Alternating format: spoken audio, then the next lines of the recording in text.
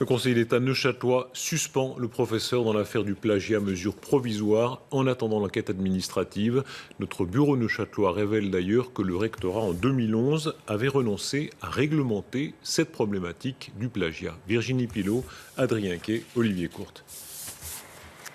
Accusé de plagiat, le professeur de sciences économiques a encore obtenu un délai pour s'en expliquer, 10 jours environ. Si le Conseil d'État le suspend provisoirement, c'est pour une affaire immobilière et un oubli. C'est la création de l'entreprise que le professeur en question a omis d'annoncer au rectorat. Alors le Conseil d'État a considéré que cette omission méritait quand même qu'on prenne la décision de le suspendre provisoirement. Cette décision me paraît absurde. Manifestement, on veut sacrifier une personne pour cacher d'autres dysfonctionnements auxquels il conviendrait de s'attaquer, ce que le Conseil d'État refuse de faire depuis plusieurs mois maintenant. On va très vraisemblablement ou très certainement recourir contre cette décision. Les accusations de plagiat ne sont donc toujours pas tranchées, et pour cause. Selon des documents confidentiels que nous nous sommes procurés, c'est la rectrice elle-même qui a renoncé à un règlement ad hoc.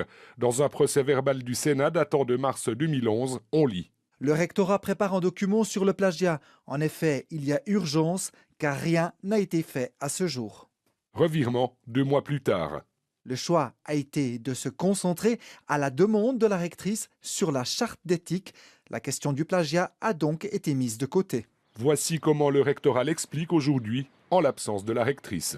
Ce n'est pas au Sénat d'établir les règlements. Le Sénat n'a pas la compétence d'établir les règlements. Le Sénat a adopté une charte de l'éthique, et puis c'est le rectorat qui a repris le chantier en ce qui concerne le règlement sur le plagiat. C'est une question de répartition des compétences. Quoi qu'il en soit, le Conseil d'État ne va pas laisser traîner les choses, tant pour le professeur suspendu que pour la réglementation sur le plagiat. Il dit vouloir prendre des décisions d'ici à fin octobre. Virginie Pilot, on entend mesures provisoires, mais en même temps, ça commence à ressembler à un lâchage.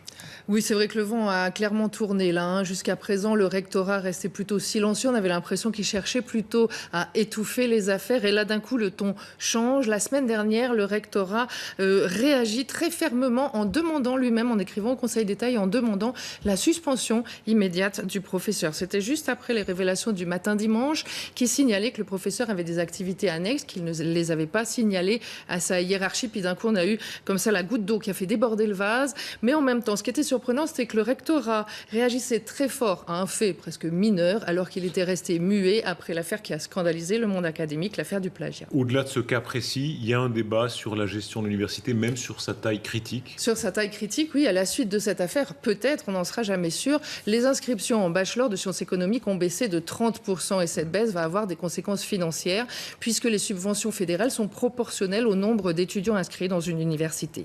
Et puis, la petite université de Neuchâtel a donc tout intérêt à régler très vite ses affaires, à redorer très vite son blason. Cette décision du Conseil d'État montre aujourd'hui que les autorités y sont décidées, mais cela ne suffira sans doute pas. Vous le savez, les problèmes de l'université datent d'il y a longtemps, de 2010 déjà. On a dépensé à cette époque-là 100 000 francs pour un audit qui n'a visiblement pas porté ses fruits. Merci Virginie. Philippe Maurice se réorganise, 170 emplois pourraient passer à la trappe. L'annonce fait événement.